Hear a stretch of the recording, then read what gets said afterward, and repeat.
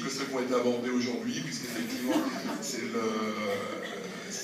le projet, ce qu'on a travaillé cet été en groupe. On s'est beaucoup promené sur les bords de Seine, et donc je voulais m'entretenir avec vous sur ce sujet qui me tient particulièrement à cœur, ainsi qu'à toute l'équipe. Alors déjà, je vais me présenter, parce que j'ai déjà rencontré pas mal d'entre vous à l'occasion de toutes nos rencontres, mais il y a plein de nouvelles têtes, donc je pense que vous ne me connaissez pas encore tous. Moi, je suis Philippe Mechler, donc j'ai 49 ans. Je suis vilainois depuis 9 ans, marié, 2 enfants, scolarisé au Sable et au Pré-Seigneur. Donc je connais bien les problématiques qui ont été exposées il y a quelques minutes. Moi, je me suis engagé auprès de Pierre-François, justement parce que, étant venu de Courbevoie, je suis de cette génération de l'A14, j'avais à cœur ici de défendre notre art de vivre. Et aussi parce que je crois, et on l'a abordé tout à l'heure, donc j'y reviendrai pas trop, je pense qu'il y a une autre manière de gérer notre commune, dans la transparence et dans la concertation. Je voudrais faire aussi un petit clin d'œil à l'équipe que j'ai rejoint il y a à peu près un an et demi maintenant, parce que je suis heureux et fier en fait d'avoir rejoint cette équipe qui est soudée, qui est sympathique, et aussi qui est riche de parcours et d'expériences très variées, et je suis vraiment heureux de faire partie de cette équipe. Voilà.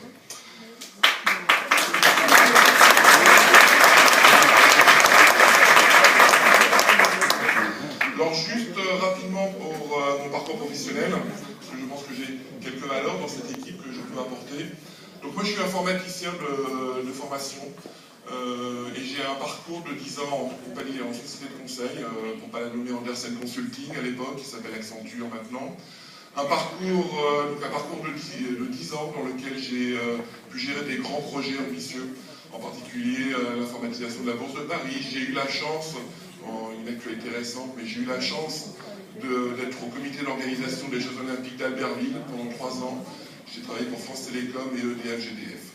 Ensuite, je suis entré dans le monde de l'assurance chez Verspac en tant que directeur de programme informatique sur des programmes internationaux.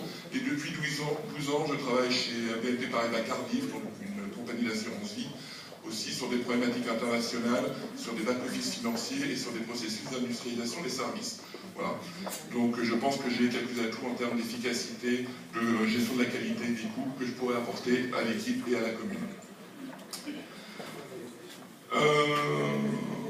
Donc je vais aborder le sujet. Effectivement, je me suis lancé avec l'équipe sur cette étude sur les bords de Seine. Alors, voilà, moi je suis venu à Villennes-sur-Seine, ça s'appelle, et ça s'appelle toujours Villennes-sur-Seine.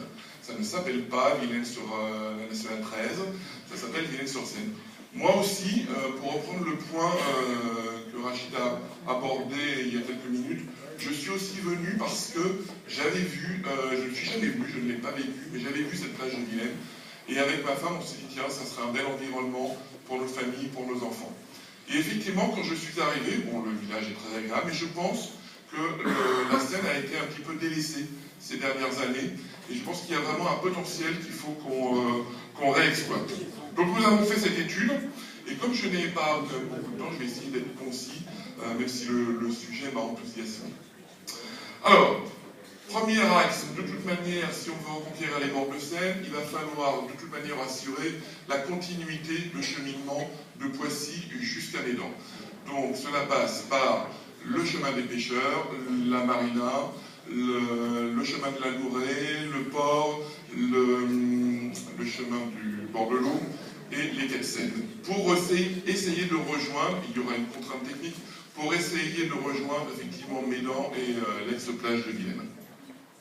Donc, ce point-là, il faudra le mener en concertation avec les riverains, dans un partenariat gagnant-gagnant, pour que chacun ait tout son compte. Et il faudra aussi gérer ça dans le cadre, évidemment, de la communauté d'agglomération et avec le département. On ne pourra pas faire ça tout seul.